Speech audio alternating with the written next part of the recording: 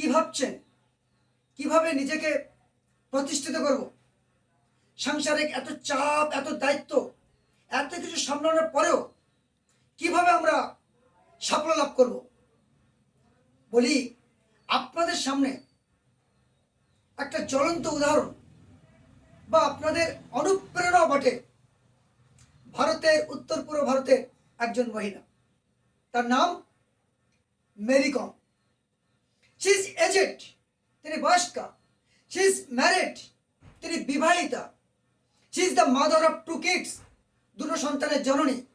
She holds a family on her own shoulder, নিজের কাঁধেই তিনি পুরো সংসারের দায়িত্ব নিয়েছিলেন। শি লুকস আফটার ফ্যামিলি, তিনি সংসারটাকে পুরো দেখাশোনা করেছিলেন।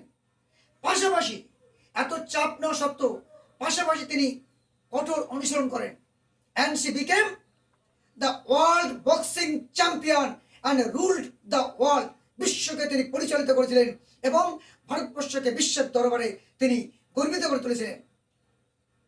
সুতরাং তার যে how C became world boxing champion, এত ঝামেলা নেওয়ার পরও তার দুটো জিনিস তার মধ্যে ছিল। এক নম্বর ছিল তার লক্ষ্য স্থির, চোখটা ছিল ইগলের চোখ। ইগলের চোখ বলতে যে ইগল 5 কিমি দূর থেকে যেটাকে ফোকাস করে, সে নদীর তোলা থাকলেও সেটাকে সে তুলে আনবে। আশেপাশে যাই থাকুক না কেন, আর তার লক্ষ্য যাবে না, ফোকাস যাবে না। তার ফোকাস ঠিক ছিল। আর 2 নম্বর, কঠোর অনুসরণ করেছিলেন পাশাপাশি। এই কঠোর অনুসরণে এর কোনো বিকল্প নেই। সুতরাং আপনারা দেখে নেবেন আপনাদের মধ্যে ইগলের চোখ আছে কিনা বা অনুশীলনে কোনো ঘাটতি আছে কিনা।